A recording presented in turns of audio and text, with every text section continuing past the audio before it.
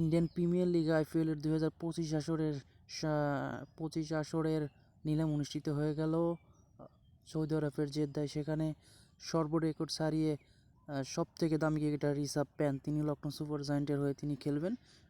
বলা যাচ্ছে তিনি লখনৌ সুপার জায়ান্টের অধিনায়কত্ব পালন করতে পারেন।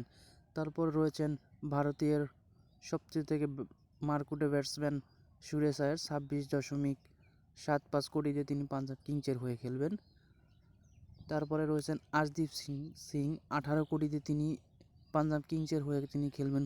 বড় ট্রাম্প কার্ড হয়ে উঠতে পারেন সে দলের বোলিং হিসাবে। তারপরে রয়েছেন ভারতীয় যুজবেন্দ্র চাহাল, তিনি পাঞ্জাব কিংসের হয়ে তিনি 18 কোটিতে কিনে নিয়েছে পাঞ্জাব কিংস। তারপরে রয়েছে আরেক ভারতীয় রোকেশ রাহুল, 14 কোটিতে তিনি দিল্লি ক্যাপিটালসের হয়ে তিনি খেলবেন। তিনি হয়তো ক্যাপ্টেন্সির দায়িত্ব পালন করতে পারেন। তারপরে রয়েছে আরেক ভারতীয় ভেঙ্কটেশ আয়ার, তিনি 23.75 কোটিতে তিনি কলকাতা নাইট রাইডার্সের হয়ে তিনি খেলবেন। হয়তো কলকাতা তাকে ছাড়েনি। মোহাম্মদ সিরাজ, 12.25 কোটিতে তিনি গুজরাট টাইটান্সের হয়ে তিনি খেলবেন। তা নিঃসন্দেহে তার পারফরমেন্স অনুযায়ী তিনি অনেক ভালো বল করার কারণে হয়তো এত দাম পেয়েছেন। মোহাম্মদ শামি, 10 কোটিতে তিনি সানরাইজার্স হায়দ্রাবাদের হয়ে তিনি খেলবেন। তারপরে রয়েছেন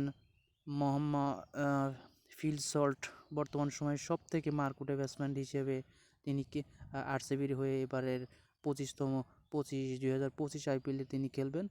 তারপরে রয়েছেন আরেক অস্ট্রেলিয়ান প্লেয়ার মার্কাস স্টোইনিস, 11 কোটিতে তিনি পাঞ্জাব কিংসের হয়ে তিনি খেলবেন। এরপরে বলা যায় সবথেকে মারকুটে ব্যাটসম্যান বর্তমান সময়ের তিনি দিল্লি ক্যাপিটালস হয়ে তিনি খেলবেন। 9 কোটিতে তিনি ম্যাকগার্ক, তিনি অস্ট্রেলিয়ান সেই মারকুটে ব্যাটসম্যান। ডেভিড কনওয়ে, তিনি 6.25 কোটিতে তিনি চেন্নাই সুপার কিংসের হয়ে তিনি খেলবেন।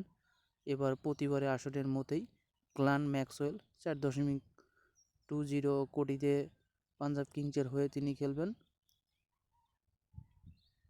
তারপরে রয়েছে কুইন্টন ডি কক, 3.60 কোটিতে তিনি KKR-এর হয়ে তিনি এবার মাতাবেন।